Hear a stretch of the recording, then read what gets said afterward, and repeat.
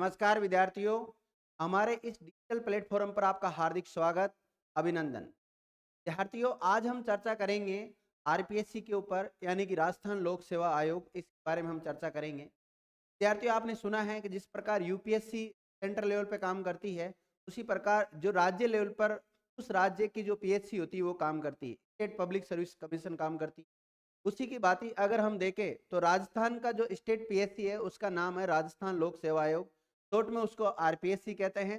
तो जैसा कि आपको थंबनेल में दिखाई दे रहा है कि आज हम चर्चा किसके ऊपर करने वाले हैं, राजस्थान लोक सेवा आयोग के बारे में चर्चा करने वाले हैं। अब विद्यार्थियों, ये जो राजस्थान लोक सेवा आयोग है ये यूपीएससी के समकक्ष है। जैसे सेंटर में यूपीएससी काम करती है वही काम लगभग आरपीएससी करती है। ये आरपीएससी जो अजमेर में हेडक्वार्टर है उसका इमेज है।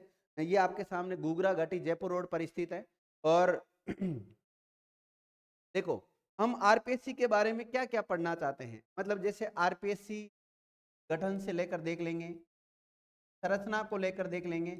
इसकी संरचना मतलब इसमें कौन अध्यक्ष होता है, कौन सदस्य होता है, अगर इसमें जो सचिवालय होता है तो उस सचिवालय में कौन कौन पद स्थापित होते हैं, वर्तमान में कौन है तो वर्तमान से भी अपडेट कर लेंगे। और इसी प्रकार और जैसे कॉन्स्टिट्यूशन में, संविधान में अगर क्या उल्लेख किया गया है, संविधान के कौन से भाग में इसका उल्लेख मिलता है, अगर अनुच्छेद के बारे में पूछा जाए तो कौन से अनुच्छेद में आरपीएससी के बारे में उल्लेख मिलता है, संवैधानिक दृष्टि से देखेंगे, व्यवहारिक दृष्टि से भी देखेंगे, यानी कि अप्लाइड पॉलिटी की दृष्टि से देखेंगे इसमें कौन से जो फैक्ट इंपॉर्टेंट है आरपीएससी से रिलेटेड। वैसे तो आरपीएससी का इतिहास तो बहुत सारा लंबा चौड़ा इतिहास, लेकिन और के अलावा जैसे वर्तमान में 1+7 सदस्य होते हैं, अध्यक्ष होता है और 7 सदस्य होते हैं। तो वर्तमान में 7 सदस्य कौन कौन है, अध्यक्ष कौन है, पहले कौन रहे, और एक इनकी पूरी लिस्ट भी देख लेंगे। क्योंकि विद्यार्थियों आजकल परीक्षा का जो पैटर्न है वो चेंज हो गया।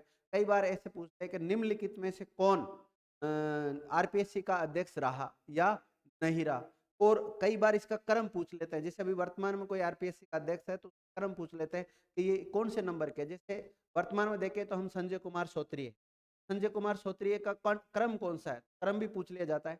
तो किस किस टाइप के पर्सन बनते हैं उस पर भी हम चर्चा करेंगे। और इसमें जो वन लाइनर फैक्ट लिखे उनको आप बढ़िया नोट्स बना लीजिए, अपने नोट्स बनाते हुए पढ़ो विद्यार्थी। तो देखो, राजस्थान लोक सेवा आयोग आपके सामने लिखा हुआ है। ये संघ लोक सेवा आयोग के समांतर राज्यों में एक भर्ती संस्था होती है।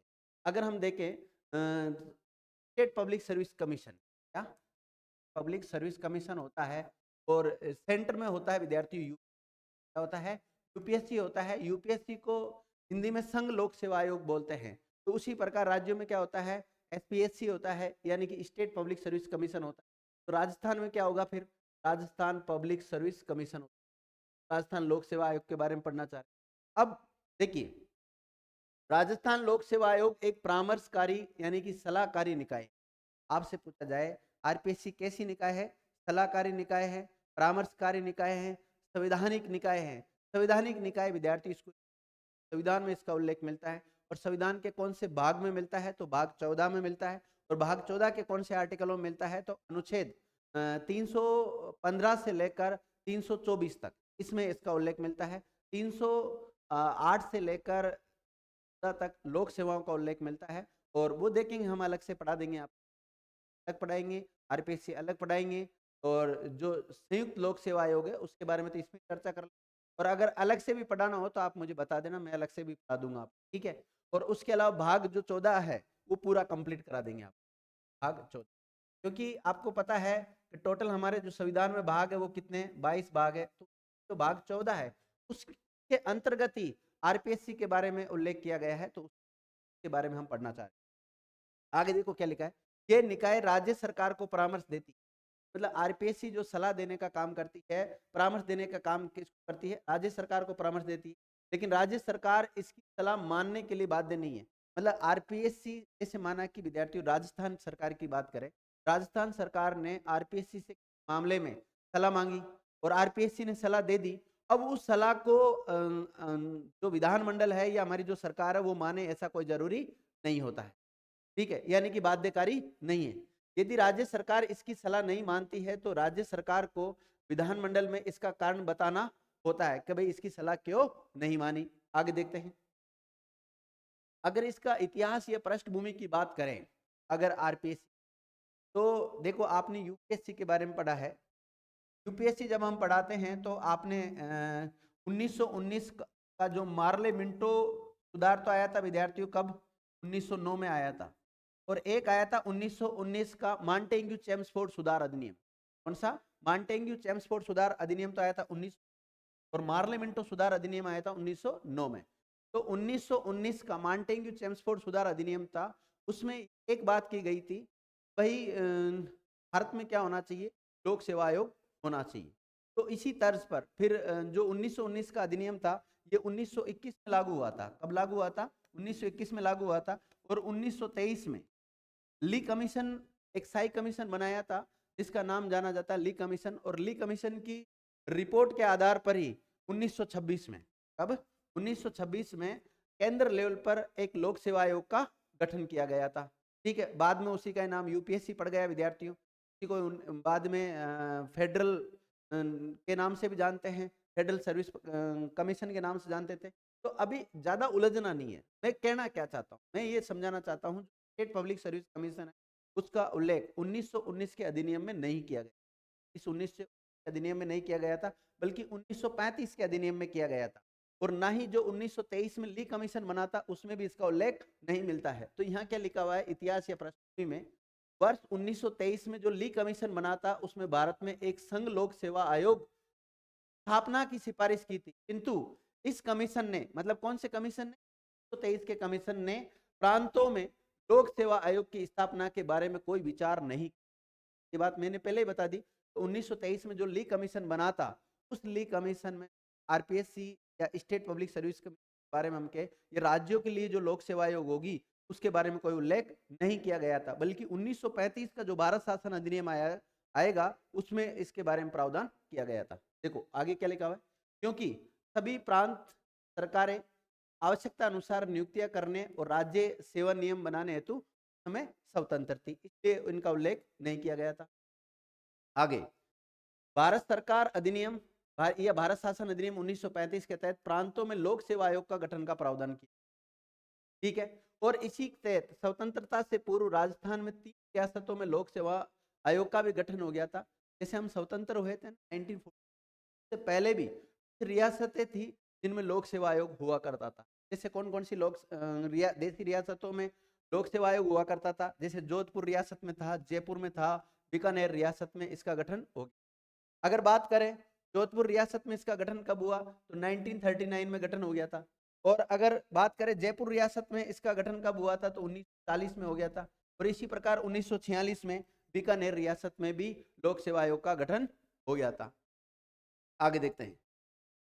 देखिए जो हमारे राज प्रमुख थे विद्यार्थी, उनका नाम क्या था? मान सिंह द्वितीय।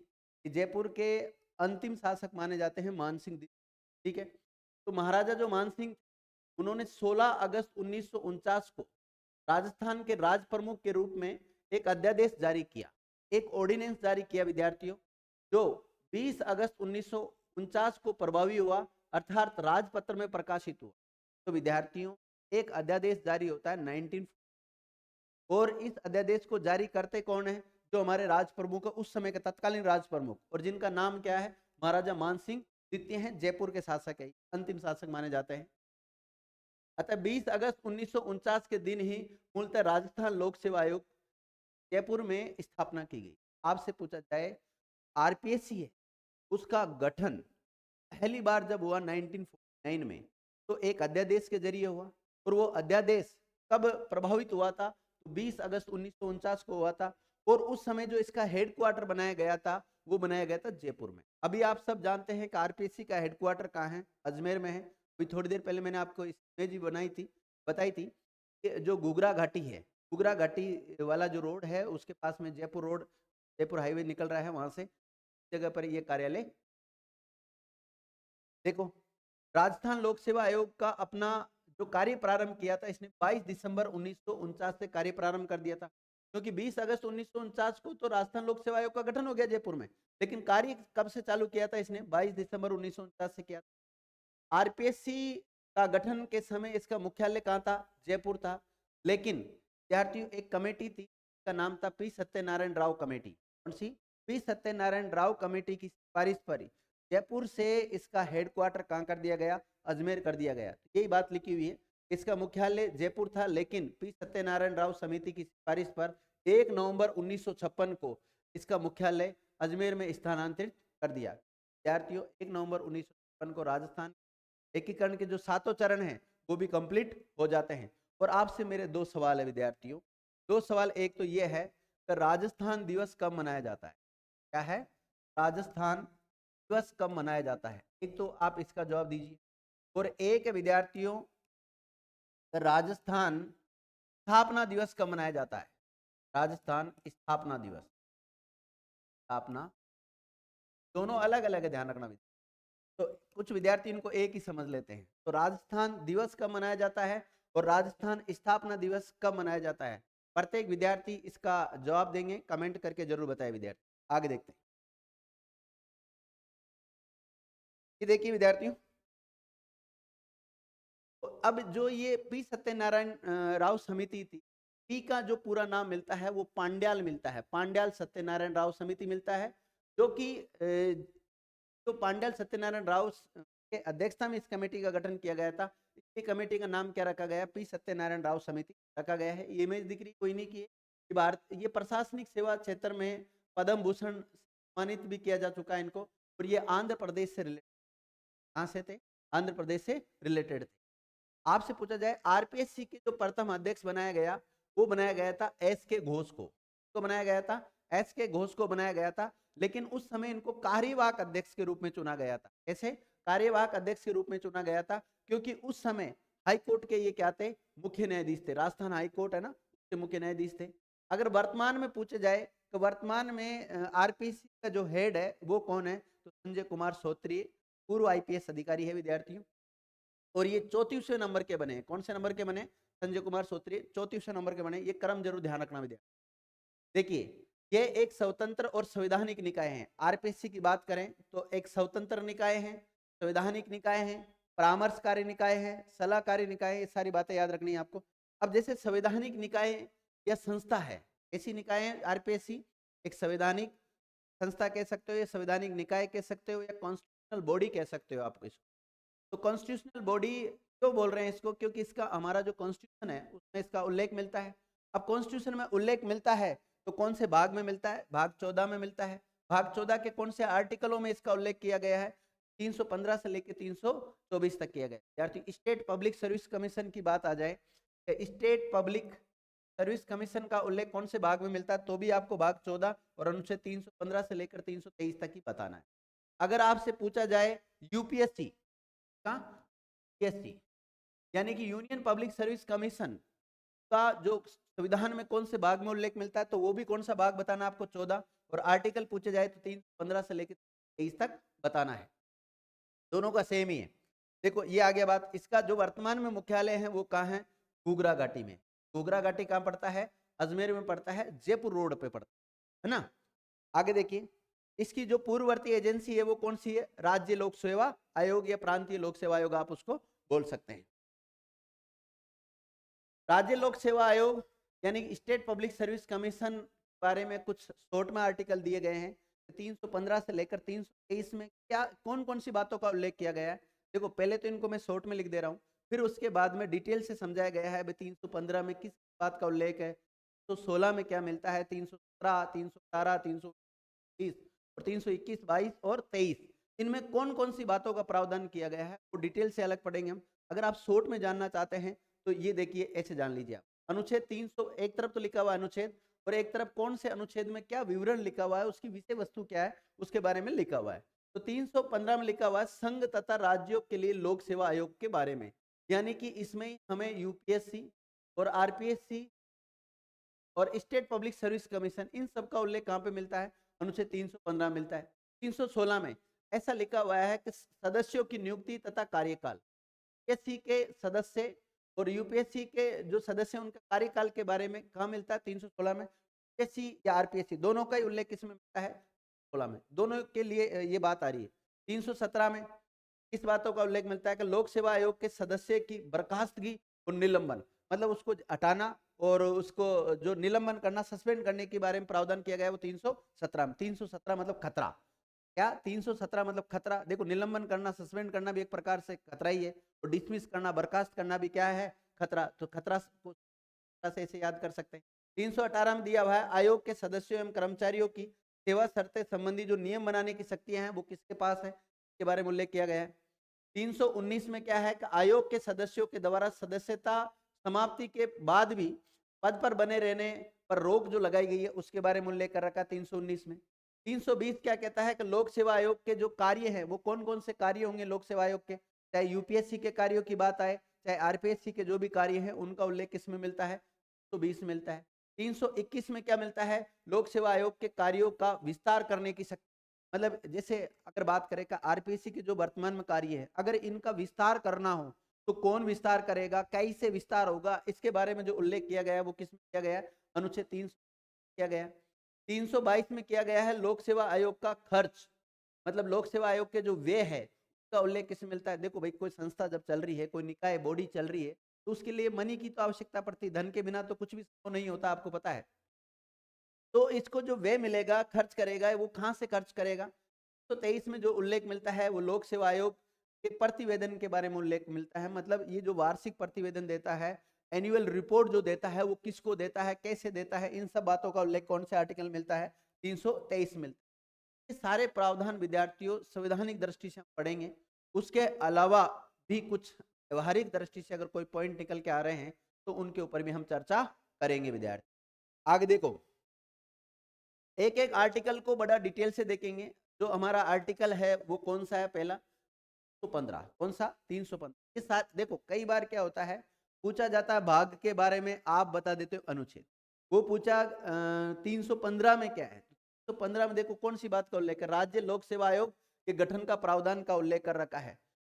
ना केवल इसमें राज्य लोक सेवा आयोग के गठन का प्रावधान कर रखा बल्कि यूपीएससी के गठन का भी प्रावधान इसी में किया गया, 315 में किया गया है। तो देखो क्या लिखा हुआ है, और इनके जो सब क्लोज आर्टिकल हैं उनको भी हम देख सकते हैं कि 315 में भी 315 क्लोज 1 में क्या लिखा हुआ है कि प्रत्येक राज्य में एक लोक सेवा आयोग होगा जिसका गठन राज्यपाल के द्वारा किया जाएगा, और गठन के लिए जो विधि या कानून या अधिनियम राज्य विधानमंडल के द्वारा बनाई जाएगी। देखो कितनी जो जैसे हम आरपीएससी की बात करें तो आरपीएससी का जो गठन है वो कौन करेगा, संबंधित राजस्थान का राज्यपाल करेगा विद्यार्थियों। उस समय राज्यपाल नहीं था तो राज प्रमुख था 1949 में, राज प्रमुख ने अध्यादेश जारी किया था।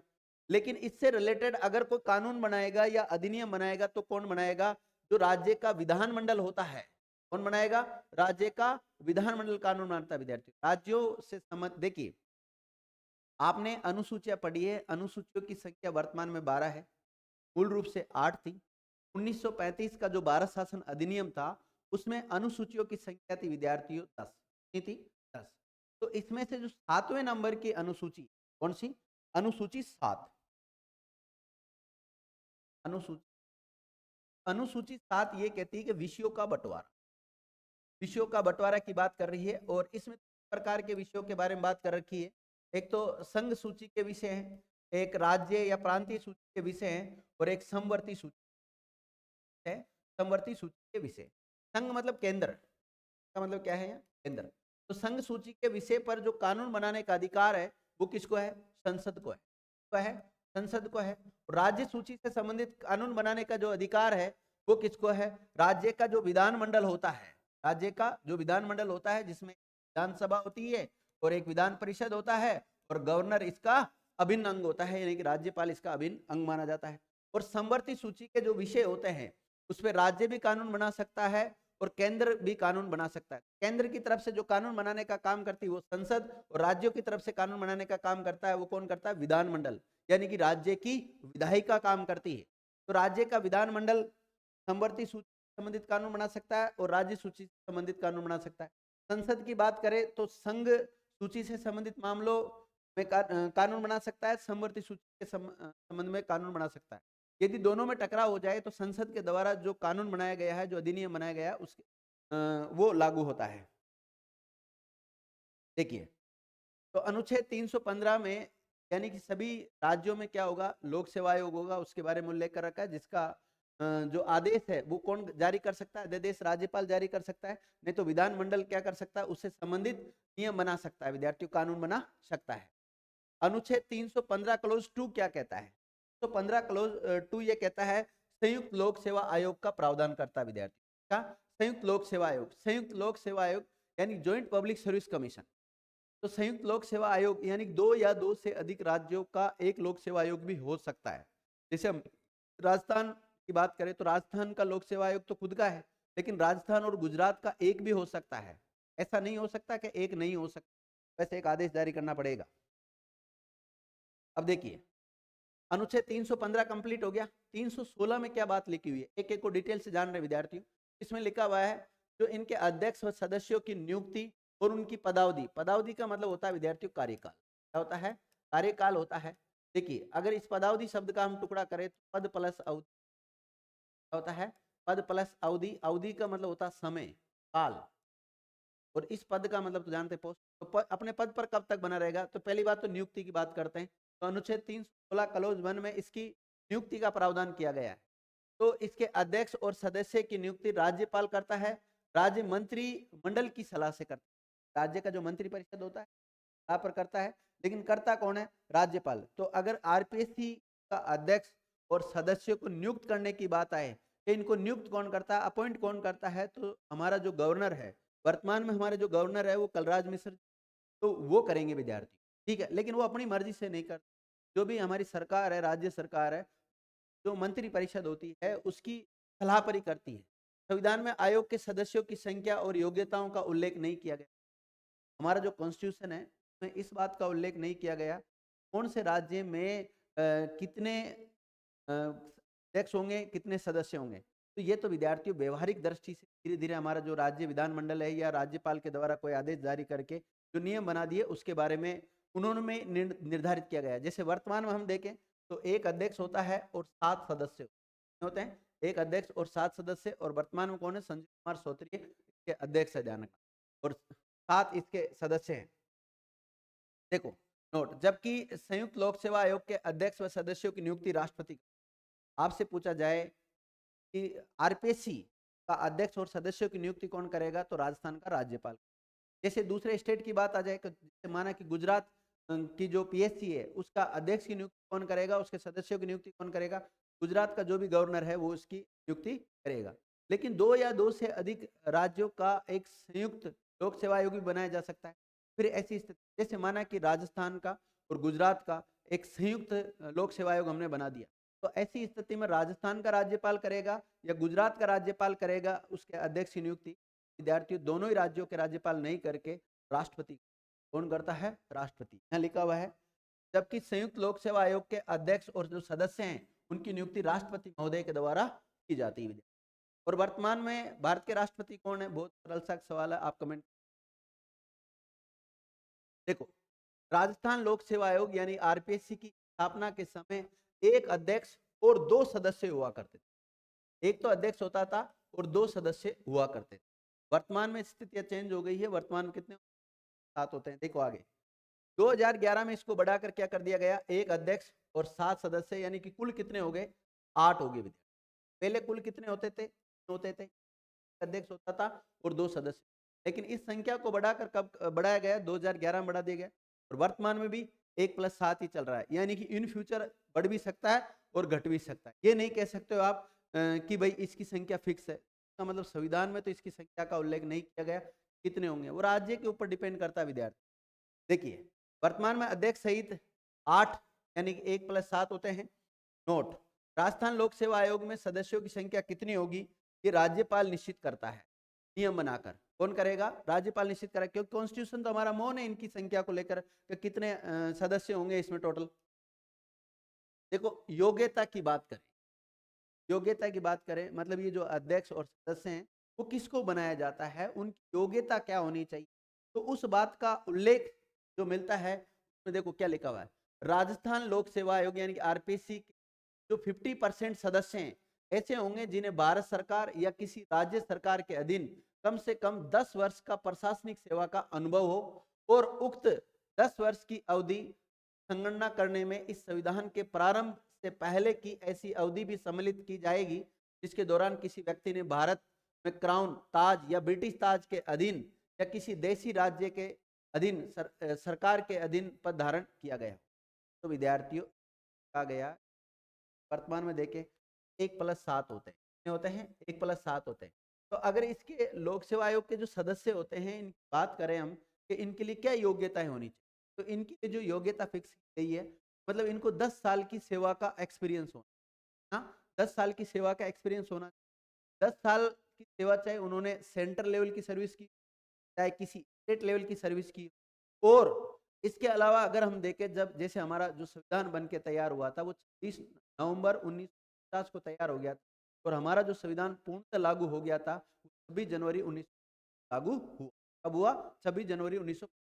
तो उससे पहले विद्यार्थियों ब्रिटिश ताज का हमारे ऊपर शासन था, क्योंकि जब 1857 की क्रांति हुई, 1857 की क्रांति हुई के बाद में 1858 में ब्रिटिश ताज ने यानी कि महारानी ने अपने अधीन भारत का शासन। तो उस समय अगर कोई ऐसा व्यक्ति जो उस क्राउन के अधीन सेवा में रहा हुआ हो तो उसका एक्सपीरियंस यूज ले सकते हैं। या उस समय देसी रियासतें हुआ करती थी, और देसी रियासतों में अगर उसने पद दी है, ऐसी स्थिति 10 साल का एक्सपीरियंस में ले सकते थे। ठीक है, तो ये थोड़ा ध्यान रखना आप। राजस्थान लोक सेवा आयोग के आधे सदस्य 50% सदस्य, देखो 50% तो कहां से आए? जिनको 10 साल का एक्सपीरियंस होना चाहिए ऐसे कर्मचारी आएंगे। और 50% कहां से आएंगे? जिन्हें सामान्यतः राजनीति का ज्ञान होना चाहिए, शिक्षा से संबंधित होने चाहिए, कानून विधि से रिलेटेड होने चाहिए, या समाज सेवा से संबंधित होना। तो ये समाज सेवा वाला विद्यार्थी विकल्प बहुत शानदार है।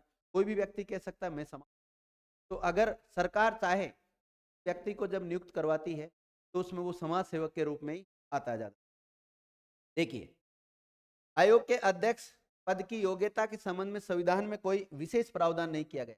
देखो, इसके जो सदस्य हैं ना, उसके बारे में तो थोड़ा बहुत बता रखा है। क्या बता रखा है? आधे सदस्य ऐसे होंगे जिन्हें 10 साल का एक्सपीरियंस हो, और आधे सदस्य ऐसे होंगे जो राजनीति, शिक्षा, कानून, विधि या फिर समाज सेवा से रिलेटेड।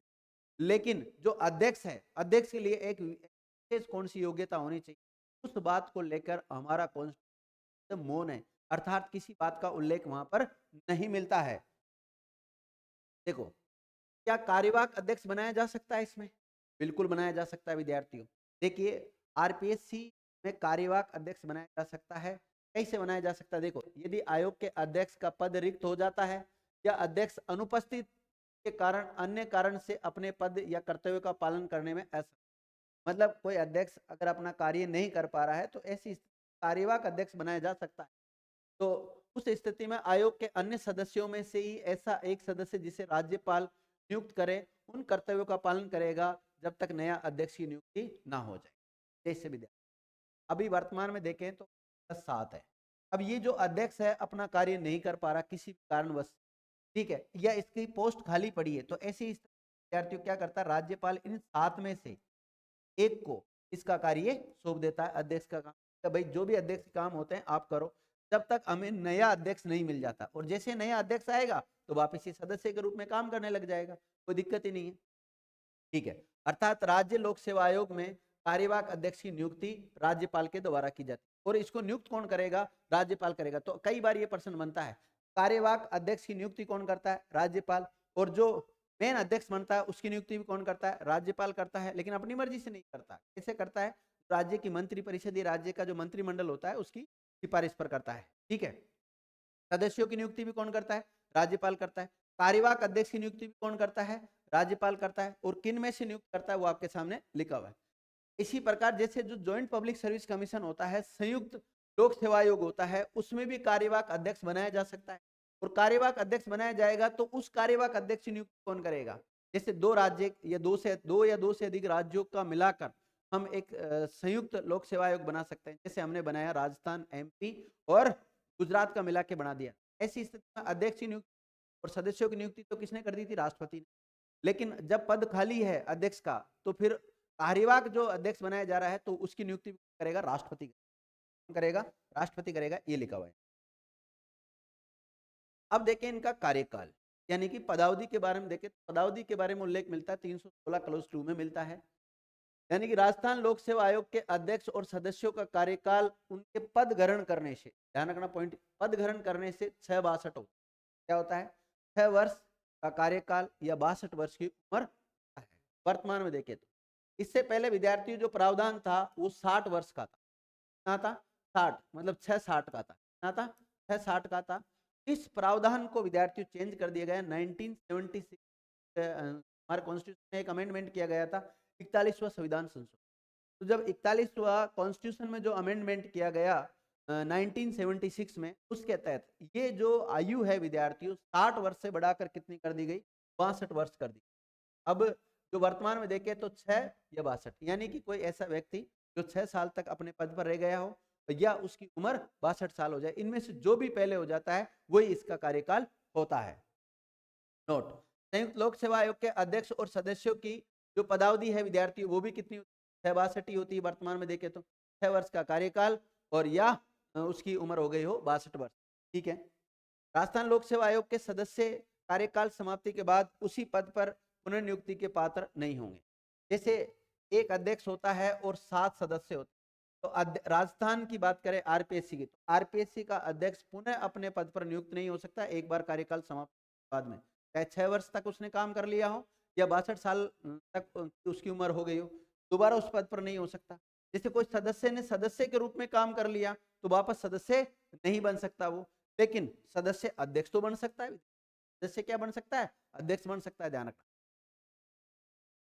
आगे देखो, त्याग पत्र, अगर का जो कार्यकाल होता है 6 वर्ष 6 वर्ष या 62 वर्ष की उम्र जो भी होता है, अगर त्याग पत्र उससे पहले देना चाहिए तो अपना ये त्याग पत्र किस, देखो राजस्थान लोक सेवा आयोग के अध्यक्ष और सदस्य अपना जो त्याग पत्र देते हैं वो राज्यपाल को देते हैं, राज्यपाल को देते हैं सब हस्ताक्षर सहित लेख के द्वारा।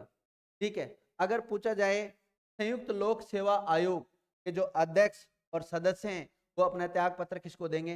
राष्ट्रपति को। ज्वाइंट पब्लिक सर्विस कमीशन के अध्यक्ष और सदस्य अपना त्याग पत्र राष्ट्रपति को देते हैं, बल्कि ये किसको देते हैं? राज्यपाल को देते हैं। नोट करके रखना विद्यार्थी। अनुच्छेद 315 हो गया, अनुच्छेद 316 हो गया। अब 317 में क्या बात लिखी हुई है? 317 में लिखी हुई है लोक सेवा आयोग के अध्यक्ष और सदस्य को हटाना, यानी कि बर्खास्त करना, बर्खास्त डिसमिस और उसको सस्पेंड करना, निलंबन करने के बारे में जो प्रावधान है उसके बारे में उल्लेख किया।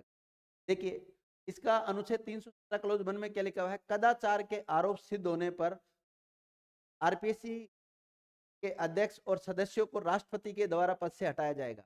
मतलब इसको बर्खास्त कौन करेगा? तो राष्ट्रपति बर्खास्त करेगा।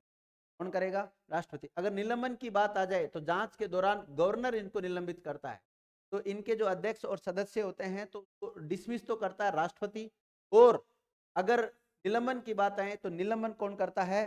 तो निलंबन विद्यार्थियों करता है गवर्नर। देखो राष्ट्रपति के द्वारा पद से हटाया जाएगा।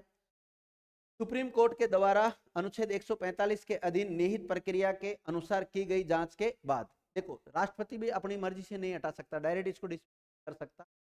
उसके लिए विद्यार्थी पहले सुप्रीम कोर्ट से जांच। जैसे मेरी अभी हाल ही में आपने सुना होगा सेकंड ग्रेड जो भर्ती थी, सर बाबूलाल कटारा का नाम, जो कि आरपीएससी के बारे में आपने, विद्यार्थियों उनको जो डिसमिस करने का पावर है राष्ट्रपति, राष्ट्रपति के पास मामला चला गया, राष्ट्रपति उसकी जांच करवाता है सुप्रीम कोर्ट को जो पावर दिया गया है वो आर्टिकल 145 के तहत दिया गया है, और जांच करने के बाद में अगर उसको दोषी पाया जाता है, दोषी पाए जाने पर विद्यार्थी उसको डिसमिस कर दिया जाए। दूसरी बात, सुप्रीम कोर्ट ने अगर उसको दोषी नहीं माना गया तो फिर तो यही ही नहीं है, और दोषी मान लिया गया है और उसके बाद में क्या उसकी सिफारिश को राष्ट्रपति माने या न माने, इसके ऊपर भी हम आगे चर्चा करेंगे। देखना, देखो निलंबन की बात आ जाए तो निलंबन के बारे में उल्लेख मिलता है अनुच्छेद 17 क्लोज 2 में। देखो राजस्थान लोक सेवा आयोग के अध्यक्ष और सदस्यों को जांच के दौरान राज्यपाल निलंबित कर सकता है। तो सस्पेंड करने का जो पावर है वो किसको है? राज्यपाल को। जैसे किसी सदस्य अध्यक्ष के ऊपर कोई आरोप लगा, अब उस आरोप की जांच सुप्रीम कोर्ट कर रहा है, राष्ट्रपति उसको डिसमिस कर सकता है, हटा सकता है, लेकिन उस दौरान वो पद पर नहीं बना रहेगा, तो ऐसी स्थिति में उसको राज्यपाल क्या करता है? निलंबित कर देता है, कुछ समय के लिए उसको सस्पेंड कर देता है। तो ये पावर किसको है? राज्यपाल को। अगर यही हम ज्वाइंट पब्लिक सर्विस कमीशन के बारे में देखें संयुक्त लोक सेवा आयोग के बारे में देखें तो अध्यक्ष और सदस्यों को जांच के दौरान कौन निलंबित करता है? तो राष्ट्रपति निलंबित कर देता है। दोनों देखो, बर्खास्त भी कौन करेगा? राष्ट्रपति। और निलंबित भी कौन करेगा? राष्ट्रपति करेगा। ऐसी स्थिति में किसी राज्य का राज्यपाल नहीं करेगा। देखो 317 क्लोज 3 में क्या दिया है? कदाचार के अलावा भी निम्नलिखित परिस्थितियों में उनको उसके पद से हटा सकता है। देखो क्या लिखा है? कदाचार के अलावा निम्नलिखित परिस्थितियों में राष्ट्रपति अध्यक्ष और सदस्यों को पद से हटा सकता है।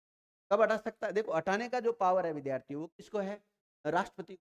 दिवालिया घोषित हो जाता है अगर कोई व्यक्ति, तो मानसिक या शारीरिक रूप से अगर वो अक्षम हो गया है, कार्य नहीं कर पा रहा है, तो ऐसी स्थिति में हटाया जा सकता है। नैतिक अक्षमता के दोषी पाया जाता है तो ऐसी स्थिति में उसको हटाया जा सकता है। अपनी पदावधि में अपने पद के कर्तव्यों का बाहर किसी वेतन नियोजन में लगता है, अर्थात कोई लाभ का पद स्वीकार कर लेता है। जैसे माना कि विद्यार्थी आरपीएससी का अध्यक्ष और सदस्य किसी स्टेट के अधीन या किसी केंद्र सरकार के अधीन या किसी कंपनी के अधीन कोई लाभ का पद धारण कर लेता है, ऐसी से हटा दिया जाता है। मेरा आपसे एक सवाल है, क्या आरपीएससी का अध्यक्ष और सदस्य का कार्यकाल समाप्त होने के बाद राज्य का गवर्नर बनाया जा सकता है? या यस या नो में जवाब देना। देखो अपने कर्तव्य से बाहर किसी और सेवा में नियोजित हो जाए, बात यही है कि कोई लाभ का पद धारण कर ले या कोई दूसरा ज्वाइन कर लेता है, तो ऐसी में भी उनको बर्खास्त किया जा सकता है। बर्खास्त करेगा कौन? हटाएगा कौन? राष्ट्रपति हटाएगा। अनुच्छेद 318 क्या कहता है? लोक सेवा आयोग के जो अध्यक्ष हैं, सदस्य हैं, इससे भी कर्मचारी लगे हुए हैं, तो कर्मचारी वृंद की सेवा शर्तों के बारे में विनियमन बनाने की जो पावर है वो किसके? तो राजस्थान लोक सेवा आयोग के सदस्यों की संख्या कितनी होगी, सेवा शर्तें क्या होगी, निर्धारण कौन करेगा? राज्यपाल करेगा। क्योंकि स्टार्टिंग में तो विद्यार्थियों 1+ अर्थात 3, लेकिन वर्तमान में देखें तो 7 तो सदस्य हैं और एक अध्यक्ष है, अर्थात कितने हो गए? 8। तो ये सारे नियम किसने बनाए हैं? राज्यपाल ने बनाए। तो राज्यपाल नियम बनाकर इस संख्या को बढ़ा घटा सकता है। जबकि संयुक्त लोक सेवा आयोग के सदस्यों की संख्या और उनकी सेवा शर्तों से संबंधित जो नियम बनाता है वो कौन बनाता है? राष्ट्रपति। मतलब संयुक्त का तो जो भी नाम आ जाए ज्यादातर राष्ट्रपति का ही काम है। ध्यान नोट, परंतु लोक सेवा आयोग के अध्यक्ष व सदस्यों की सेवा शर्तों में उनकी नियुक्ति के पश्चात कोई अलाभकारी परिवर्तन नहीं किया जाता। जैसे माना कि विद्यार्थियों कोई सेवा शर्तें, कोई नियम बने हुए ऑलरेडी, और जब किसी व्यक्ति को अपॉइंट कर दिया, चाहे अध्यक्ष के रूप में चाहे सदस्य के रूप में, ऐसी स्थिति में उनको बीच में नहीं हटा सकते। जैसे माना कि अभी वर्तमान में 1+7 कर रखे हैं, अब कल को राज्यपाल एक आदेश निकाल दे कि आरपीएससी में तो एक अध्यक्ष होगा और 3 सदस्य होंगे, तो ऐसा नहीं कि उन 4 को हटा दे, ऐसा नहीं कर सकते। देखिए अनुच्छेद 319 क्या कहता है? 319 कहता है लोक सेवा आयोग के अध्यक्ष और सदस्यों की सेवानिवृत्ति के बाद पद धारण करने के संबंध में प्रतिषेध। मतलब जब रिटायरमेंट हो जाते हैं एक बार के बाद में किन किन चीजों से उनको रोका गया है, उस बात का उल्लेख मिलता है आर्टिकल 300। देखिए इसको बड़ी ढंग से राजस्थान लोक सेवा आयोग के संदर्भ में देखें तो राजस्थान लोक सेवा आयोग का अध्यक्ष सेवानिवृत्ति के पश्चात यूपीएससी यानी कि संघ लोक सेवा आयोग का अध्यक्ष बन सकता है या सदस्य के रूप में नियुक्त होने का पात्र होगा।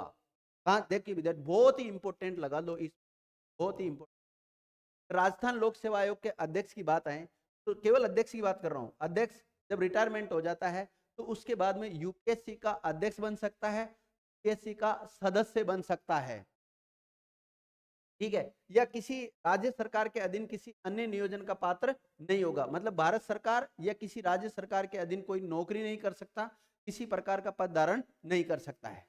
इसके अलावा देखें आरपीएससी का जो सदस्य हैं वो रिटायरमेंट के बाद सेवानिवृत्ति के पश्चात यूपीएससी का अध्यक्ष बन सकता है सदस्य के रूप में, अथवा उसी राज्य की लोक सेवा आयोग का अध्यक्ष के रूप में, अथवा किसी अन्य राज्य की लोक सेवा आयोग के अध्यक्ष के रूप में नियुक्त होने का पात्र होगा, किंतु भारत सरकार या किसी राज्य सरकार के अधीन किसी अन्य नियोजन का पात्र नहीं होगा। विद्यार्थियों ये जो पीपीटी है ये पूरी इंपॉर्टेंट है, आप इसका एक बार स्क्रीन तो मैं साइड में हट जाता हूं। अब मैं इसको समझा देता हूं। देखो माना कि विद्यार्थियों राज्यों में क्या होती है? एसपीएससी होती है, स्टेट पब्लिक सर्विस कमीशन होती है। क्या होती है? स्टेट पब्लिक सर्विस कमीशन होती है। इस संदर्भ में अगर हम राजस्थान वाली को देखें तो राजस्थान वाली को क्या बोलेंगे? आरपीएससी बोलेंगे। क्या बोलेंगे? आरपीएससी। अब आरपीएससी में एक तो अध्यक्ष होता है, क्या होता है, अध्यक्ष होता है और 7 सदस्य होते हैं। वर्तमान में देखिए 7 सदस्य होते हैं। अब जो ये अध्यक्ष है, ये रिटायरमेंट हो जाएगा तो सेवानिवृत्ति के बाद में इसके पास काम क्या रहेगा, कहाँ अपॉइंट हो सकता है। तो विद्यार्थियों जो राजस्थान की आरपीएससी है, तब मैं आरपीएससी देता हूँ यहाँ, आरपीएससी का अध्यक्ष नहीं बन सकता पुनः, ठीक है, या दूसरी अदर स्टेट पीएससी का भी अध्यक्ष नहीं बन सकता है, मतलब राजस्थान का भी नहीं बन सकता है और दूसरी का भी नहीं बन सकता है। दूसरी बात, किस किस पर बैन लगाया गया है इसके ऊपर, और ये केंद्र सरकार के अधीन पद पर आसीन नहीं हो सकता, मतलब किसी सेवा में नहीं जा सकता, या किसी राज्य सरकार के अधीन भी नहीं जा सकता।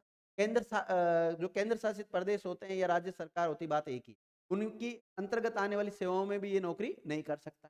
तो फिर जा कहाँ सकता है, तो विद्यार्थी यूपीएससी में जा सकता है, यूपीएससी में जा सकता है। अब यूपीएससी का क्या बनेगा, ये या तो अध्यक्ष बना दो इसको, कोई दिक्कत नहीं चलेगा, और यूपीएससी का सदस्य बना दो, ये तो यूपीएससी का अध्यक्ष और सदस्य इसको बनाया जा सकता है, दोनों जगह तो चल जाएगा। इसी प्रकार अगर सदस्य के बारे में जाने विद्यार्थियों, ये जो स्क्रीनशॉट लिवाया था मैंने आपको, इसलिए लिया था कि आप उसको पढ़ सकते हैं, एक बार समझ सकते हैं। देखिए, अगर सदस्य की बात करें तो राजस्थान पीएससी का जो सदस्य हैं वो क्या कर सकता है, तो राजस्थान की जो पीएससी है ना, इसको अध्यक्ष बनाया जा सकता है। रिटायरमेंट के बाद में क्या बनाया जा सकता है, अध्यक्ष बनाया जा सकता है। दूसरा, और क्या किया जा सकता है, इसको जो यूपीएससी है, यूपीएससी का अध्यक्ष भी बन सकता है और सदस्य भी बन सकता है। उसके अलावा कहां पर नहीं जा सकता, ये इसका जो खुद का सदस्य का पद है, उन्हें सदस्य के पद पर नियुक्त नहीं हो सकता, ये इसके ऊपर प्रतिबंध है। इसके अलावा जो केंद्र सरकार के अधीन सेवा में नहीं जा सकता, या किसी भी राज्य सरकार के अधीन कोई सेवा है तो उसमें नहीं जा सकता। विद्यार्थियों, उम्मीद कर रहा हूं आपके ये जो कंसेप्ट है ये समझ में आ गया होगा, और नहीं आया तो कोई बात नहीं, इस वीडियो को 2 या 3 बार आप पुनः देखें तो समझ में आ जाएगा। और जो स्क्रीनशॉट लिया आपने, वापस जिन विद्यार्थियों ने नहीं लिया है वो इसका स्क्रीनशॉट पर जरूर ले लें, पूरा आपके सामने लिखा, सारी बात लिखी हुई है, कंसेप्ट क्लियर हो जाएगा हमेशा के लिए। ओके, आगे बढ़ते हैं विद्यार्थी। एक मामला था विद्यार्थियों, और मामला यह था हरगोविंद पंत वर्सेस रघुकुल तिलक, जो कि राजस्थान के राज्यपाल रह चुके हैं विद्यार्थियों।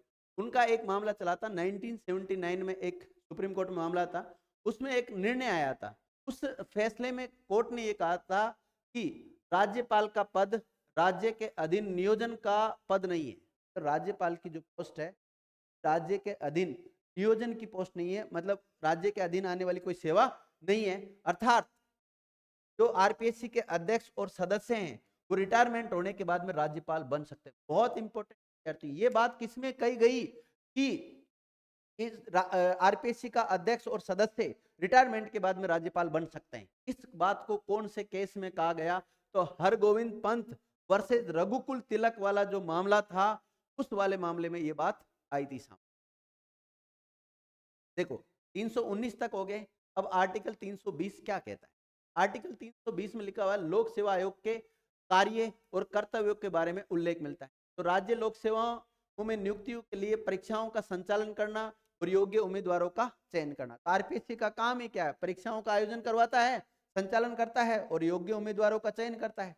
जैसे आप में से भी कुछ विद्यार्थी जैसे आरएच की तैयारी कर रहे हैं, कुछ एसआई की तैयारी कर रहे हैं, कुछ शिक्षक भर्ती की कर रहे हैं, कुछ अन्य भर्तियों की कर रहे हैं, तो आपका भी चयन करने का काम किसका है, आरपीएससी का है। विद्यार्थियों, आपको लगता है आरपीएससी हमारा सिलेक्शन, आरपीएससी केवल उनका ही सिलेक्शन करती है जो सिलेक्शन होने लायक होते हैं। तो पहले विद्यार्थियों सिलेक्शन लेने लायक तो बनो, बाद में होगा सिलेक्शन। तो आप चाहो थोड़ा बहुत पढ़ लिया और सिलेक्शन हो जाए, नहीं हो सकता विद्यार्थियों, उसके लिए आपको मेहनत करनी पड़ेगी, प्रॉपर तरीके से मेहनत करनी पड़ेगी, प्रॉपर तरीके से रणनीति बनानी पड़ेगी, और मेहनत के बल पे होगा विद्यार्थियों। नहीं तो जैसे बाबूलाल कटारा के साथ जो बात हुई है वो किसी के साथ भी हो सकती है। आगे देखते हैं। लोक सेवकों के लिए पदोन्नति हेतु सिफारिश करने का भी काम आरपीएससी करती है। देखो हम सारे क्या पढ़ रहे हैं, आरपीएससी या लोक सेवा आयोग, स्टेट पब्लिक सर्विस कमीशन के जो भी कार्य हैं तो या इनके जो भी कर्तव्य हैं इनके बारे में पढ़ रहे हैं। इसके अलावा अनुशासनात्मक कार्रवाई पर यह परामर्श देता है विद्यार्थियों। जैसे किसी कर्मचारी के विरुद्ध कोई विभागीय जांच चल रही है और उससे संबंधित अगर राज्य सरकार चाहे उससे कोई सलाह लेना तो वो सलाह देने का काम करती है। एक सेवा से दूसरी सेवा में स्थानांतरण होने पर परामर्श देने का काम कौन करती है, आरपीएससी करती है विद्यार्थियों। लोक सेवकों के द्वारा दिए गए कार्यों के दावों के संबंध में भी आरपीएससी काम करती है। पेंशन के संबंध में या क्षतिपूर्ति के मामलों में भी ये परामर्श देने का काम करती है। देखिए, इस प्रकार राजस्थान लोक सेवा आयोग राज्यपाल के द्वारा निर्देशित अन्य विषय पर भी परामर्श दे सकती है। मतलब राज्यपाल जो जो डायरेक्शन देता है आरपीएससी, तो उसके द्वारा दिए गए जो भी निर्देश है उनकी पालन करता है, उनके जो भी कर्तव्य है उनका निर्वहन करता है। देखो, राजस्थान लोक सेवा आयोग एक परामर्शकारी निकाय, ये बात हम चर्चा कर चुके हैं विद्यार्थियों, सलाहकारी निकाय है। संविधान द्वारा या संविधान राज्य लोक सेवा आयोग के राज्य में मेरिट पद्धति के में वॉच डॉग, विद्यार्थियों प्रहरी के रूप में देखता है। ये बहुत इंपॉर्टेंट है। देखो, संविधान राज्य लोक सेवा आयोग को राज्य में मेरिट पद्धति के यानी कि वॉच डॉग प्रहरी के रूप में देखता है। इस इंपॉर्टेंट लगा लेना। यह राज्य सरकार का भर्ती प्राधिकरण है। आरपीएससी क्या काम करता है? भर्ती कराने का काम करता है, सब जानते हैं आप। अब देखो, कितने विद्यार्थियों अजमेर से हैं वो सभी कमेंट करें, क्योंकि कितने विद्यार्थी अजमेर से संबंधित है उनको पता है आरपीएससी कहाँ है। कई विद्यार्थी तो आरपीएससी के बगल में ही रहते हैं। ठीक है, जो विद्यार्थी अजमेर से संबंधित है वो आरपीएससी के बारे में बड़ा डिटेल से जानते हैं।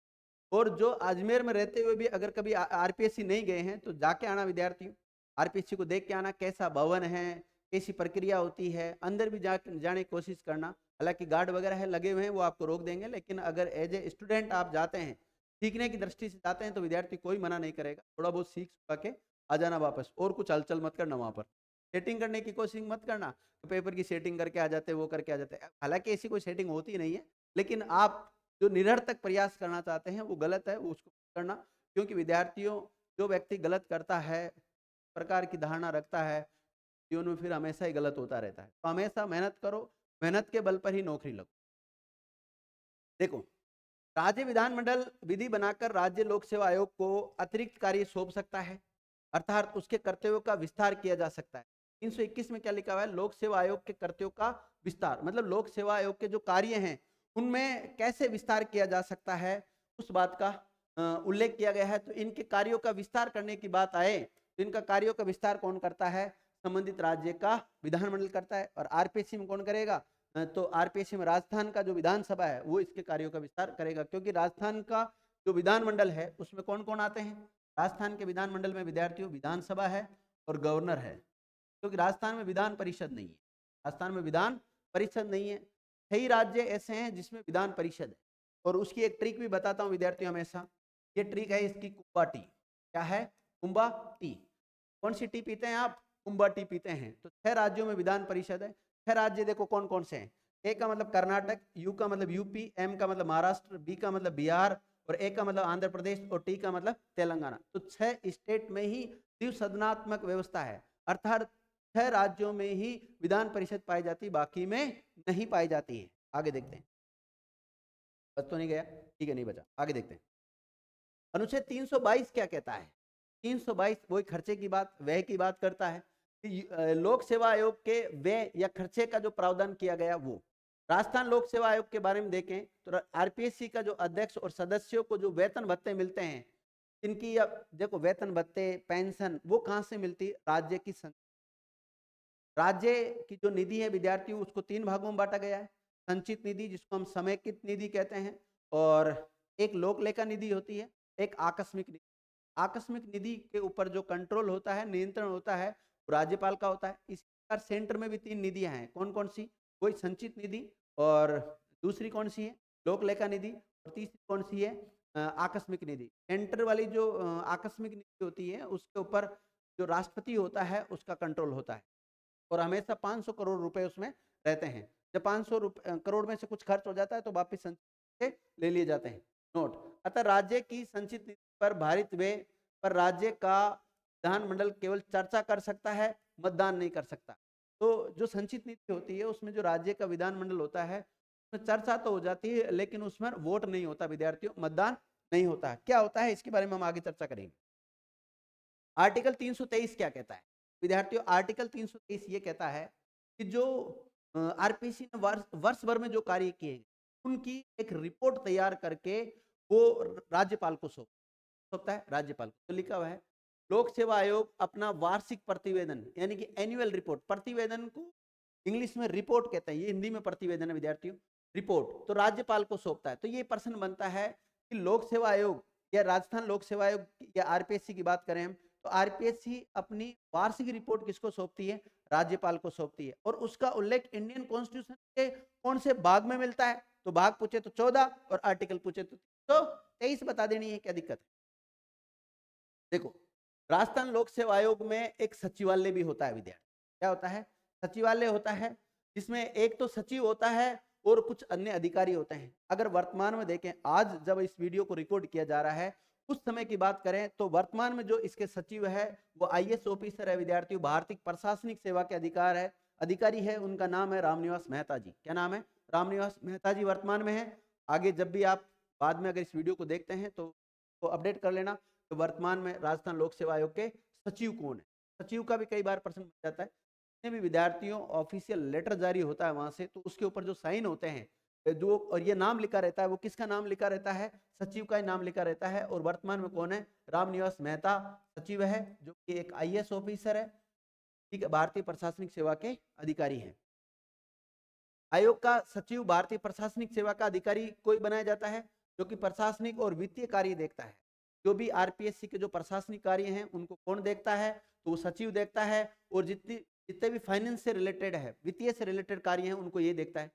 राजस्थान लोक सेवा आयोग का जो सचिव की नियुक्ति है वो कौन करता है? तो इसकी नियुक्ति विद्यार्थियों राज्यपाल के द्वारा की जाती है। सचिव होता है, इसकी नियुक्ति आईएएस ऑफिसर होता है। कौन होता है? हालांकि जो आईएएस पद जो भर्ती करता है वो तो यूपीएससी करता है, लेकिन अलग अलग कैडर मिल जाते हैं। जैसे किसी को राजस्थान कैडर मिला हुआ है, तो राजस्थान कैडर के किसी आईएएस ऑफिसर को, जो सीनियर मोस्ट आईएएस होता है, उसको विद्यार्थियों इसका सचिव बना दिया जाता है। और सचिव जो नियुक्त करता है वो राज्यपाल करता है। कौन करता है? राज्यपाल, ध्यान रखना। और राज्यपाल की अनुमति से तथा इसके वेतन भत्तों का निर्धारण भी राज्यपाल के द्वारा ही किया जाता है। तो राजस्थान लोक सेवा आयोग का जो सचिव की नियुक्ति राज्यपाल के द्वारा की जाती है। और इसकी जो सेवा शर्तों का निर्धारण वो भी कौन करेगा? राज्यपाल करेगा। सचिव के विरुद्ध अगर कोई अनुशासनात्मक कार्यवाही करनी, अनडिसिप्लिन के बारे में अगर कोई एक्शन लेना हो विद्यार्थियों, तो वो आरपीएससी का अध्यक्ष लेता है। कौन लेता है? आरपीएससी का अध्यक्ष लेता है। यानी कि संबंधित जो भी पीएससी होती है उसका जो अध्यक्ष होता है वो इसके खिलाफ अनुशासनात्मक कार्रवाई कर सकता है। लेकिन अनुशासनात्मक कार्रवाई की गई है तो उसकी अगर अपील करने की बात आए तो ये अपील कर सकता है किसके पास? राज्यपाल के पास। जैसे मेरी बात सुनो, मैं आपको सरल शब्दों में, अभी आरपीएससी के जो अध्यक्ष है, चेयरमैन जो है, वो है संजय कुमार सोत। और वर्तमान में जो इसके सचिव है वो है रामनिवास मेहता। अब रामनिवास मेहता के ऊपर किसी प्रकार का कोई आरोप प्रत्यारोप लगे तो इसके खिलाफ जो अनुशासनात्मक कार्रवाई करेगा वो कौन करेगा? संजय कुमार सोत्री। और उसको माना कि रामनिवास मेहता को पनिश कर दे, दंडित कर दे किसी प्रकार की सेवा से। तो ऐसी स्थिति में फिर जो व्यक्ति विद्यार्थी पीड़ित होता है वो तो कहीं ना कहीं जाके रोएगा, तो वो अपील करेगा। तो रामनिवास मेहता जी जो अपील करेंगे वो जाएंगे कलराज मिश्र के पास, जाएंगे कलराज मिश्र के पास। कलराज मिश्र हमारे कौन है?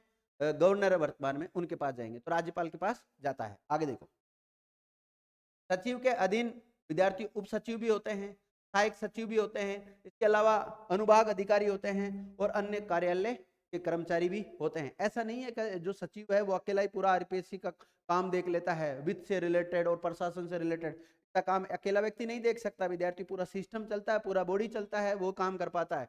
अकेला व्यक्ति हमेशा कुछ नहीं कर पाता ऐसे सिस्टम में, ठीक है। अब देखो, राजस्थान लोक सेवा आयोग की बात करें तो इसको हमने 6 संभागों में बांट रखा है, 6 डिवीजन में इसको बांट रखा है। कौन कौन से डिवीजन है इसके? कुछ प्रशासनिक संभाग है, मतलब प्रशासनिक कार्य देखता है, एक भर्ती, एक परीक्षा, एक लेखा से रिलेटेड, एक विधि कानून से रिलेटेड और एक शोध से संबंधित। तो ऐसे करके 6 संभागों में वर्तमान में आरपीएससी को विभाजित कर रखा है, मतलब 6 कार्य बांट रखे इसके मुख्य मुख्य रूप से देख, डिविजनल कह सकते हैं आप इसके। राजस्थान लोक सेवा आयोग की स्वतंत्रताओं की बात करें तो इसको स्वतंत्रताएं कौन कौन सी? अध्यक्ष और सदस्यों की नियुक्ति निश्चित कार्यकाल के लिए होती है, क्योंकि फिक्स है। कितना? 662 है। वर्तमान में कितनी है? 662 है। तो विद्यार्थियों अब हम कुछ ऐसे पॉइंट देखेंगे आरपीएससी कौन कौन सी स्वतंत्रताएं होती है, आरपीएससी के ऊपर कौन कौन सी सीमाएं हैं, और इन अध्यक्ष के ऊपर कौन सी सीमाएं हैं, सदस्यों के ऊपर कौन कौन सी सीमाएं, मतलब सीमा का मतलब प्रतिबंध लगाया गया वो देखेंगे। और लास्ट में इसका मूल्यांकन भी देख लेंगे। और इसके जो कितने जो चेयरपर्सन है उनकी एक लिस्ट भी देख लेंगे, कौन कौन कब कब उनका कार्यकाल देख लेंगे। आगे देखते हैं। एक बार नियुक्ति होने के बाद अलाभकारी परिवर्तन नहीं किया जा सकता, ये बात मैंने बता दी। ये स्वतंत्रताओं में पुनः हम इन बातों को पढ़ रहे हैं जो पहले मैंने आपको बातें बता दी। तो आप हेडिंग डाल लेना, राजस्थान लोक सेवा आयोग कौन कौन सी स्वतंत्रताएं हैं। कार्यकाल पूर्ण होने के बाद पुनर्नियुक्ति का प्रावधान नहीं है, मतलब जो अध्यक्ष पद से रिटायर हुआ है तो वापस अध्यक्ष में नहीं आ सकता, सदस्य से रिटायर हुआ है तो सदस्य पर वापस नहीं आ सकता, ठीक है। राज्य और केंद्र सरकार में कोई भी लाभ का पद स्वीकार नहीं कर सकते। एक बार रिटायरमेंट हो गए चाहे अध्यक्ष पद से या सदस्य पद से, तो दोबारा किसी भी राज्य सरकार या केंद्र सरकार के अधीन कोई सेवा में नहीं जा सकते। इसके अलावा राजस्थान लोक सेवा आयोग का अगर हम मूल्यांकन करें, विद्यार्थी मूल्यांकन करें तो देखो हम कौन कौन से फैक्ट इसमें निकल के आते हैं उन सबको भी देख लेते हैं।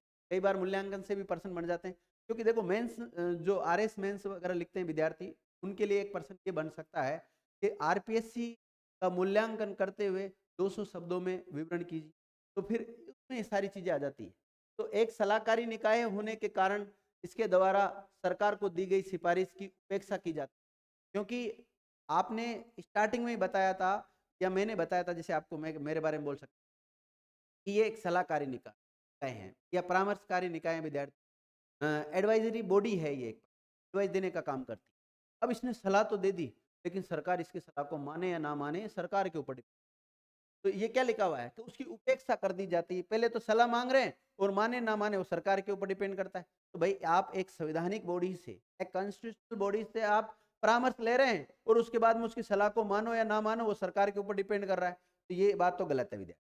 आगे देखो, अध्यक्ष व सदस्यों की नियुक्ति में राजनीतिक हस्तक्षेप ज्यादा होता है, क्योंकि जब भी इसके अध्यक्ष और सदस्यों की नियुक्ति की जाती है तो इसमें क्या किया जाता है, हस्तक्षेप किया जाता है, क्योंकि राजनीतिक दृष्टि से ही विद्यार्थियों, क्योंकि इसमें लिखा हुआ है, क्या लिखा हुआ है, ऐसा लिखा हुआ है कि जब भी अध्यक्ष की नियुक्ति होगी, सदस्यों की नियुक्ति होगी, तो किसकी सलाह पर होगी, तो जो राज्य का मंत्रिमंडल होता है उसकी सलाह पर होगी। राज्य के मंत्रिमंडल में कौन होते हैं, राजनेता ही तो होते हैं, तो इसलिए फिर राजनीतिक हस्तक्षेप बढ़ जाता है। अध्यक्ष और सदस्यों की सेवानिवृत्ति आयु है वो 62 वर्ष है। क्या कर दी गई है विद्यार्थियों, 62 वर्ष रखी गई है। अब 62 वर्ष में कोई व्यक्ति रिटायरमेंट हो गया या 6 साल का उसका कार्यकाल पूरा हो गया, तो उसके बाद में वो करेगा क्या, उसके बाद में तो वो फ्री बैठा रहेगा। तो भाई जब व्यक्ति को अंतिम समय तक, जब तक उसका बॉडी साथ दे रहा है, जब तक उसको काम करने का मौका दीजिए आप। तो इस प्रकार इसको नकारात्मक पॉइंट माना गया है कि 62 रखी गई, जो कि गलत रखी गई। अगर जैसे आप यूपीएससी की तुलना आरपीएससी से कर रहे हैं या आरपीएससी की तुलना यूपीएससी से कर रहे हैं, बल्कि यूपीएससी के जो अध्यक्ष और सदस्य होते हैं उनका कार्यकाल कितना होता है, 65 वर्ष कितना होता है, 65। और यहाँ कितनी रखी आपने, 62 रखी। तो ये अंतर क्यों, जब राज्य लेवल पर ये भर्ती कराने का काम कर रही है, वो सेंट्रल लेवल पे काम कर रही है, तो दोनों का जो उम्र है वो सेम रखना चाहिए। तो इस प्रकार ये थोड़ा नकारात्मक पॉइंट निकल के आता है। देखो जब किसी का मूल्यांकन किया जाता है तो उसके पॉजिटिव पॉइंट भी निकल के आते हैं, तो नेगेटिव पॉइंट भी निकल के आते हैं, तो सभी पॉइंट को मद्देनजर रखना होता है। इसी प्रकार वार्षिक प्रतिवेदन पर विधानसभा में कोई चर्चा नहीं होती, क्योंकि आप इससे रिपोर्ट तो मांग रहे हैं और विधानसभा में भी रखवा रहे हैं, लेकिन उसके ऊपर कोई चर्चा नहीं करते, बस केवल ये बता देते हैं हाँ विधानसभा में रखा जाएगा। क्योंकि वार्षिक रिपोर्ट, देखो पहली बात तो वार्षिक रिपोर्ट किसको भेजी जाती है, राज्यपाल को भेजी जाती है। एनुअल जो रिपोर्ट जाती है राज्यपाल को भेजता है आरपीएससी। आगे देखो, अगर इसकी संरचना या गठन के बारे में देखें, अगर मूल्यांकन करते हैं तो राज्य लोक सेवा आयोग में एक अध्यक्ष होता है और कुछ अन्य सदस्य होंगे जिनकी नियुक्ति राज्यपाल के द्वारा की जाएगी। यानी कि संविधान इस संख्या को लेकर मौन है विद्यार्थियों। मतलब इसमें यह कह दिया गया कि जो भी एसपीएससी है, स्टेट पब्लिक सर्विस कमीशन है, उसमें एक तो अध्यक्ष होगा, बाकी सदस्य होंगे। अब ये सदस्य कितने होंगे, 2 होंगे, 4 होंगे, 5 होंगे, 7 होंगे, तो इस बात को लेकर हमारा कॉन्स्टिट्यूशन मौन है, क्योंकि ये तो गलत है। भाई या तो फिक्स कर देना चाहिए था कौन से राज्य में कितने सदस्य होंगे, एक फिक्स नहीं किया, तो ये भी एक प्रकार से इसकी कमी बताई जाती है। आयोग की सदस्यता का उल्लेख नहीं है, हालांकि आयोग के आधे सदस्यों को विद्यार्थियों भारत सरकार या राज्य सरकार के अधीन कम से कम 10 वर्ष का काम करने का एक्सपीरियंस होना चाहिए। देखो जो सदस्य होते हैं उनकी जो योग्यता है उसके बारे में कोई स्पष्ट उल्लेख नहीं कर रखा, बस केवल कह दिया उनको 10 साल का एक्सपीरियंस होना चाहिए, चाहे राज्य सरकार के अधीन काम करें या केंद्र सरकार के अधीन काम करें। संविधान ने राज्यपाल को अध्यक्ष और सदस्यों की सेवा शर्तें निर्धारित करने का अधिकार दे दिया। मतलब ये जो अध्यक्ष और सदस्य जो बनाए जा रहे हैं, इनसे रिलेटेड अगर कोई नियम बनाने की आवश्यकता पड़े तो कौन बनाएगा, राज्यपाल बनाएगा विद्यार्थी। अब आप खुद बताओ, राज्यपाल को जो नियुक्त करता है वो कौन करता है, राष्ट्रपति। राष्ट्रपति के प्रसाद पर्यंत धारण करता है राज्यपाल तो खुद। और राष्ट्रपति को नियुक्त कौन करता है? तो राष्ट्रपति को विद्यार्थियों एक प्रकार से लोकसभा के निर्वाचित सदस्य, राज्यसभा के निर्वाचित सदस्य और सभी विधानसभाओं के जो निर्वाचित सदस्य, केंद्र शासित 2 प्रदेश है उनके जो निर्वाचित सदस्य वो करते हैं। और जिनकी सरकार होती है ना, एक शब्द में अगर सीखना चाहो तो केंद्र में जिनकी सरकार होती है उन्हीं का ही राष्ट्रपति बनता है। और राष्ट्रपति ही राज्यों में क्या करता है? राज्यपाल की नियुक्ति करता है, क्योंकि वो केंद्र एक प्रकार से एजेंट के रूप में काम करता है। आगे देखते हैं। आयोग के अध्यक्ष और सदस्य पद ग्रहण करने की तारीख से 6 साल की अवधि तक या 62 वर्ष की आयु जो भी पहले हो अपना पद धारण करते हैं। यानी कि संघ लोक सेवा आयोग 65 वर्ष, ये तो विद्यार्थी रिपीट हो गया इसको तो। राज्यपाल को कभी भी त्याग पत्र दे सकते हैं। अगर पूछा जाए आरपीएससी के अध्यक्ष और सदस्य अपना त्याग पत्र किसको देते हैं? तो राज्यपाल को देते हैं। संबंधित जो भी राज्य होता है उसके राज्यपाल को दे देते हैं। अगर दूसरी स्टेट पीएससी के बारे में देखें तो कार्यकाल से पहले भी राष्ट्रपति के द्वारा इनको हटाया जा सकता है, क्योंकि इनको हटाने का प्रावधान किया गया है संविधान में। इसके अलावा अगला पॉइंट देखें, राज्यपाल के द्वारा 2 परिस्थितियों में इनके सदस्यों को कार्यवाहक अध्यक्ष भी नियुक्त किया जा सकता है। कब? जब अध्यक्ष का पद रिक्त हो गया हो। दूसरा, जब अध्यक्ष अपना काम करने में अनुपस्थित रह रहा हो या अन्य कारणों से नहीं कर पा रहा हो। आगे, कार्यवाहक अध्यक्ष तब तक कार्य करता है जब तक कि अध्यक्ष और पुनः अपना काम नहीं संभाल लेता, जब तक ये काम करेगा। अगर सदस्यों को पद से हटाने की बात आए, देखो राज्यपाल नियुक्ति करता है लेकिन हटा नहीं सकता। देखो अगर इस सदस्यों के पद से हटाने की बात आए तो इनको नियुक्ति तो कौन करता है? राज्यपाल करता है, लेकिन हटा नहीं सकता। राष्ट्रपति के द्वारा अध्यक्ष और सदस्यों को हटाया जाता है विद्यार्थी। तो इनको अगर पद से हटाने की बात आए तो हटाएगा कौन? राष्ट्रपति। तो नियुक्त करने की बात आए तो नियुक्त कौन करता है? राज्यपाल करता है। और उसी आधार पर हटाता है जिस आधार पर यूपीएससी के जो अध्यक्ष और सदस्य उनको हटाया जा सकता है। और निम्न परिस्थितियों में हटाया जा सकता है। कौन कौन सी परिस्थितियां होती, कब इनको हटाया जा सकता है? यदि उसे दिवालिया घोषित कर दिया हो, अपनी पदावधि के दौरान अपने पद के कर्तव्यों के बाहर जाकर किसी वेतन प्राप्त कर लिया हो, यानी कोई लाभ का पद धारण कर लेता है। अगर राष्ट्रपति ऐसा समझता है कि वह मानसिक रूप से या शारीरिक रूप से काम करने में अक्षम हो गया है विद्यार्थियों, तो ऐसी स्थिति में भी उसको पद से हटाया जा सकता है। कदाचार के मामले में भी उसे हटाया जा सकता है, लेकिन ऐसा राष्ट्रपति द्वारा जब किया जाएगा जब सुप्रीम कोर्ट के द्वारा पहले जांच करवाएगा, और सुप्रीम कोर्ट जब जांच करेगा के बाद में उसको बर्खास्त किया जा सकता है। राष्ट्रपति के द्वारा इनको हटाया जा सकता है। संविधान के अनुसार सुप्रीम कोर्ट के द्वारा दी गई सलाह बाध्यकारी होगी विद्यार्थी। सुप्रीम कोर्ट ने अगर किसी व्यक्ति को हटाने के लिए बोल दिया कि ये दोषी है, इसको हटाया जाए, तो फिर ऐसी स्थिति में आपको हटाना होगा। ये नहीं कि हटाए नहीं उसको, सुप्रीम कोर्ट की जांच के दौरान राज्यपाल के द्वारा इनको निलंबित किया जा सकता है। तो ये कुछ पॉइंट है, ये वन लाइनर फैक्ट है, ये आपको याद होने चाहिए। देखो कदाचार की डेफिनेशन पूछ जाए कि कदाचार क्या है, बार बार कदाचार शब्द आ रहा विद्यार्थी, इसको देख लेना। संविधान के अनुसार कदाचार का दोषी माना जाएगा कब? अगर वह भारत या किसी राज्य सरकार की किसी संविदा करार से संबंधित हो। दूसरा, निगमित कंपनी के सदस्य और कंपनी के अन्य सदस्यों के साथ सम्मिलित रूप से संविदा में लाभ के लिए भाग लेता है, तो उसको क्या माना जाएगा? कदाचार माना जाएगा। कदाचार का मतलब होता है मिसबिहेवियर। क्या होता है? मिसबिहेवियर, बुरा व्यवहार। अब देखो इसको कौन कौन सी स्वतंत्रताएं दी गई है। निष्पक्ष और स्वतंत्र कार्य करने के लिए आरपीसी को के लिए निम्नलिखित बंद किए गए हैं। कौन कौन से बंद किए गए हैं? इसके अध्यक्ष और सदस्यों को राष्ट्रपति के द्वारा संविधान में वर्णित आधारों पर ही हटाया जा सकता है, इसलिए इन्हें पदावधि की सुरक्षा है। मतलब इनको हटाता कौन है? राष्ट्रपति ही हटाता है, इसको पदावधि कह सकते हैं। इस प्रकार अध्यक्ष और सदस्यों की सेवा शर्तें तय करता है कौन? राज्यपाल। नियुक्ति के बाद लेकिन अलाभकारी परिवर्तन नहीं कर सकता, ये भी इनके लिए एक स्वतंत्रता है। इनके वेतन भत्ते एवं पेंशन सहित सभी खर्चे राज्य की संचित निधि पर भारित होते हैं, अर्थात इन पर राज्य का जो विधानमंडल होता है उसमें मतदान भी नहीं होता है। ये सारा विद्यार्थी इसका मूल्यांकन ही चल रहा है एक प्रकार। इसका अध्यक्ष और कार्यकाल की समाप्ति के बाद भारत सरकार या राज्य सरकार के अधीन नौकरी नहीं कर सकता है। इसका अध्यक्ष और कार्यकाल के बाद संघ लोक सेवा आयोग के अध्यक्ष और सदस्य बनने का पात्र होता है, लेकिन भारत या राज्य सरकार के अधीन नौकरी नहीं कर सकता है। इसका जो सदस्य का कार्यकाल के बाद संघ लोक सेवा आयोग, ये सारी बातें मैं आपको बता चुका हूँ, इसको वापस रिपीट। इसके जो कार्य होते हैं उन कार्यों के बारे में भी हम चर्चा कर चुके हैं। इसके लिए कुछ सीमाएं हैं, मतलब आरपीएससी के ऊपर कौन कौन सी सीमाएं लगाई गई वो देखो। निम्न विषयों पर राज्य लोक सेवा आयोग से संपर्क नहीं किया जा सकता। कौन कौन से? जैसे पिछड़ी जातियों की नियुक्तियों या पदों के आरक्षण की कोई मसला है तो उस बारे में विद्यार्थी आरपीएससी से किसी प्रकार का कोई संपर्क नहीं किया जाएगा। इसी प्रकार सेवाओं या पदों पर नियुक्ति के लिए जो एससी एसटी के जो दावे हैं उसको ध्यान में रखने के मसले पर किसी प्रकार का कोई इसमें ध्यान नहीं दिया जाएगा। दूसरी बात, राज्यपाल राज्य लोक सेवा आयोग के दायरे से किसी पद या सेवा या विषय को हटा सकता है, इसको नोट डाल के रख लेना। देखो नोट, संविधान के अनुसार राज्यपाल राज्य सेवाओं और पदों से संबंधित नियम बना सकता है।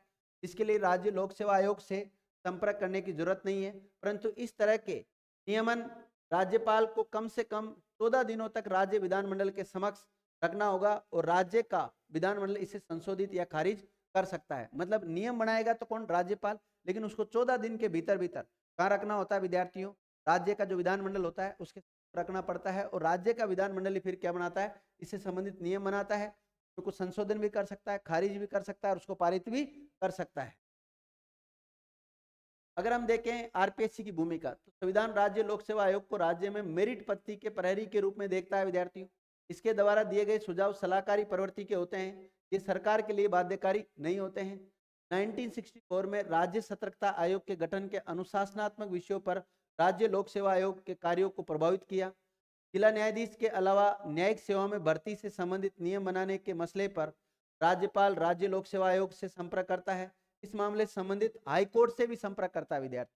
अगर जो जुडिशरी से संबंधित भर्ती होती है तो ऐसे में ये हाईकोर्ट को भी सम्मिलित करता है परामर्श लेने।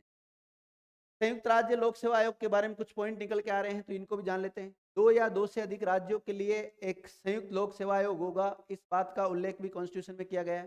संविधान में इसकी व्यवस्था का उल्लेख किया गया है। इसका जो गठन है राज्य विधानमंडल के आग्रह से संसद के द्वारा किया जाता है। तो देखो, संयुक्त राज्य लोक सेवा आयोग यानी कि ज्वाइंट पब्लिक सर्विस कमीशन का जो गठन है वो कौन करेगा? संसद करेगा, लेकिन संसद अपनी मर्जी से नहीं करता। जैसे माना कि हमें 3 राज्यों का एक ज्वाइंट पब्लिक सर्विस कमीशन बना, एमपी, गुजरात और राजस्थान का मिला के एक लोक सेवा आयोग बनवाना है। तो जो हम 3 राज्य हैं वो संसद के पास एक सिफारिश लेके जाएंगे, एक अनुशंसा लेके जाएंगे कि हमारे तीनों राज्यों का क्या बना दो, आप एक ज्वाइंट पब्लिक सर्विस कमीशन बना दो। संसद फिर क्या बना देगी? एक ज्वाइंट पब्लिक सर्विस कमीशन बना देगी। देखो, जिस प्रकार 1966 पंजाब से पृथक हुए हरियाणा के लिए एक संयुक्त राज्य लोक सेवा आयोग बनाया गया, तो हरियाणा और पंजाब का एक ही लोक सेवा आयोग है विद्यार्थियों, उनका बना हुआ है। उदाहरण की दृष्टि से आप इसको समझ सकते हैं। इसके अध्यक्ष और सदस्य के संबंध में देखें हम ज्वाइंट पब्लिक सर्विस कमीशन, तो इसकी नियुक्ति कौन करता है? राष्ट्रपति। इनका जो कार्यकाल होता है 6 वर्ष 62 वर्ष होता है। इनको बर्खास्त यानी कि हटा कौन सकता है? तो राष्ट्रपति हटा सकता है। ये अपना त्याग पत्र किसको देते हैं? राष्ट्रपति को देते हैं। इनकी संख्या और सेवा शर्तों का निर्धारण भी कौन करता है? राष्ट्रपति करेगा। संघ लोक सेवा आयोग राज्यपाल के अनुरोध राष्ट्रपति की संस्तुति के बाद राज्य की आवश्यकता अनुसार भी कार्य कर सकता है विद्यार्थियों। अब देखो, राजस्थान लोक सेवा आयोग के कुछ अध्यक्ष है, इनकी गई है। आपसे पूछा जाए राजस्थान जो लोक सेवा आयोग है आरपीएससी, उसके पहले अध्यक्ष कौन बने थे? सर डॉक्टर एस के घोष। ये बने थे विद्यार्थियों 1 अप्रैल 1950 से लेकर 27 जुलाई 1950 तक। और उस समय तत्कालिक हाईकोर्ट के ये चीफ जस्टिस थे, मुख्य न्यायाधीश थे उस समय। ये इनकी फोटो विद्यार्थियों, इन्हीं की फोटो है। दूसरे नंबर पे बने थे एस.सी. त्रिपाठी 28 जुलाई 1950 से लेकर 7 अगस्त 1951 तक। उसके बाद में बने डी.एस. तिवारी यानी कि देवी शंकर तिवारी इनका पूरा नाम है। इनका सर्वाधिक कार्यकाल रहा था। सर्वाधिक कार्यकाल वाले जो अध्यक्ष बने उनका नाम क्या है? डी.एस. तिवारी है, देवी शंकर तिवारी पूरा नाम मिलता है। बाद में बने एम.एम. वर्मा बने विद्यार्थियों। ये पूरी लिस्ट है, तो आप देख लें एक बार। फिर बने थे एल.एल. जोशी। कौन बने? एल.एल. जोशी, जो कि एक कार्यवाहक के रूप में काम किया इन्होंने। फिर बने वी.वी. नरलीकर। कौन बने? वी.वी. नरलीकर। फिर बने आर.सी. चौधरी। कौन बने? आर.सी. चौधरी। ठीक है। उसके बाद में कौन बने? पी.डी. माथुर बने विद्यार्थियों। फिर बने आर.एस. कपूर और फिर बने थे मोहम्मद याकूब। मोहम्मद याकूब विद्यार्थियों RHAS पोस्ट से रिलेटेड है। फिर इसी प्रकार आर.एस. चौहान वापिस बन गए विद्यार्थियों, ये आईएएस ऑफिसर है। एस.डी. गुप्ता बने, फिर एस. अडवियप्पा बन गए। डॉक्टर दीनदयाल। देखो कई बार यहाँ से क्या प्रश्न बनता है कि निम्नलिखित में से कौन व्यक्ति आरपीएससी का अध्यक्ष रहा या नहीं रहा। तो जो जो रहे इनका नाम आप देख ले, बाकी समझाने वाली तो कोई बात इसमें है ही नहीं। जो जो पॉइंट समझाने वाले थे वो मैंने सारे आपको समझाए हैं। आगे देखते रहो, केवल नाम नाम लिख लेना इनका।